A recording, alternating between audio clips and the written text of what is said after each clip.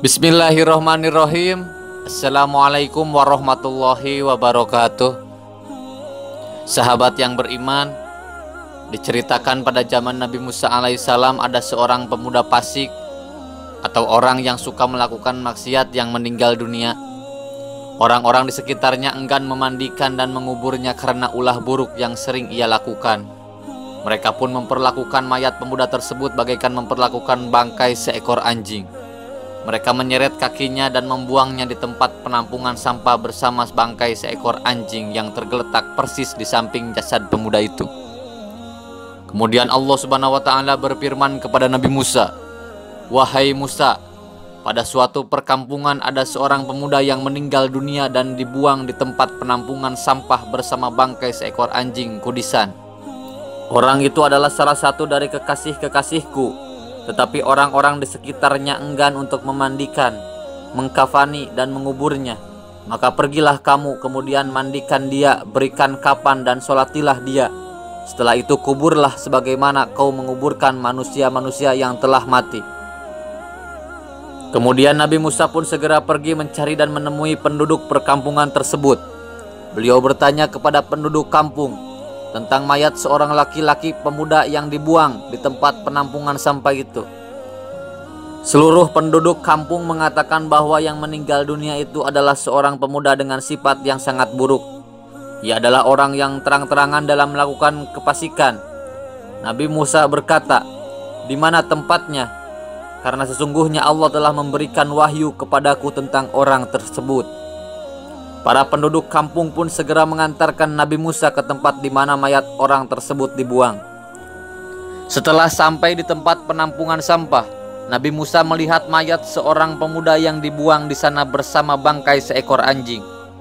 Penduduk kampung menceritakan panjang lebar kepada Nabi Musa tentang keburukan akhlak pemuda tersebut.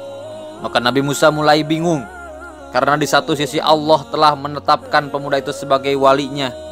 Namun di sisi lain para penduduk kampung memberikan kesaksian atas kebobrokan moral dan akhlak pemuda tersebut. Maka Nabi Musa bermunajat kepada Allah Subhanahu wa Ta'ala. Ia berkata, "Wahai Tuhanku, Engkau telah mengangkat pemuda ini menjadi kekasihmu dan Engkau telah memerintahkan kepadaku untuk mensolati dan menguburnya, tetapi para penduduk telah memberikan kesaksian buruk terhadapnya.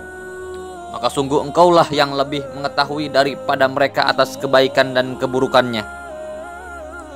Kemudian Allah Subhanahu wa Ta'ala berfirman kepada Nabi Musa, "Wahai Musa, benar apa yang telah diceritakan para penduduk tentang keburukan-keburukan pemuda itu. Tetapi menjelang kematiannya ia telah memohon pertolongan kepadaku dengan 3 perkara. Jikalau semua para pendosa meminta kepadaku dengan 3 perkara tersebut, niscaya aku akan memberikan pertolongan padanya. Sedangkan ia hanya meminta seorang diri, dan aku adalah zat yang lebih pengasih dari semua hamba-hambaku yang pengasih." Nabi Musa pun bertanya, "Wahai Tuhanku, apa 3 perkara tersebut?" Allah Subhanahu wa Ta'ala berfirman, "Pertama, ketika telah dekat waktu kematiannya, tatkala semua manusia lelap dalam tidurnya, di sepertiga malam yang teramat dingin ia berdoa dengan tersimpuh serta menghinakan dirinya. Di hadapanku ia berkata, 'Wahai Tuhanku, Engkau lebih mengetahui tentangku. Sungguh aku telah melakukan maksiat, sedangkan di dalam hatiku sebenarnya aku benci melakukan kemaksiatan-kemaksiatan itu. Aku terjerumus dalam lembah dosa karena dalam diriku telah menyatu 3 perkara. Sehingga aku melakukan kemaksiatan-kemaksiatan yang sebenarnya bertentangan dengan hati nuraniku.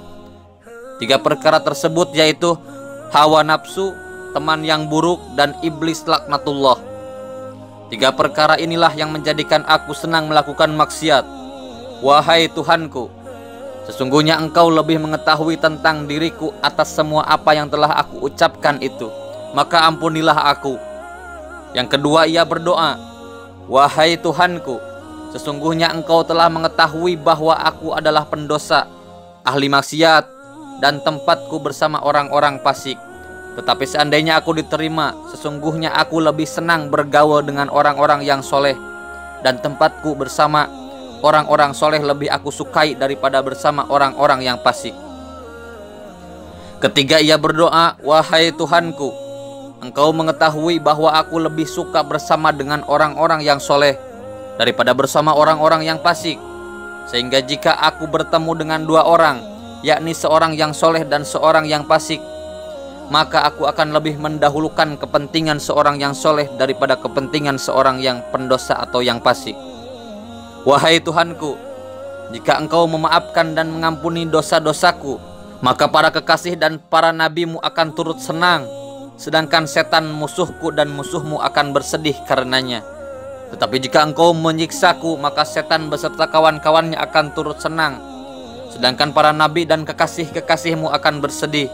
Sesungguhnya aku mengetahui bahwa kegembiraan para kekasihmu lebih Engkau cintai daripada kegembiraan musuh-musuhmu, setan dan kawan-kawannya. Maka ampunilah aku, ya Allah.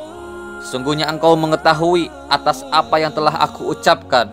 Maka ampunilah aku dan kasihanilah aku. Maka kemudian aku mengasihani dan mengampuninya, karena sesungguhnya aku adalah Dat yang penyayang dan pengasih bagi orang yang mengakui dosa-dosanya di hadapanku. Dan orang ini telah mengakui dosanya, maka aku akan mengampuni dan mengasihinya. Wahai Musa, lakukan apa yang telah aku perintahkan, karena sesungguhnya demi penghormatinya aku akan mengampuni orang-orang yang mau mensolati dan menguburkan jenazahnya. Kemudian Nabi Musa beserta segenap penduduk kampung memandikan, memberi kapan dan mensolati serta menguburkan jenazah pemuda tersebut, berharap mereka semua akan mendapat ampunan dari Allah Subhanahu wa taala, Tuhan semesta alam.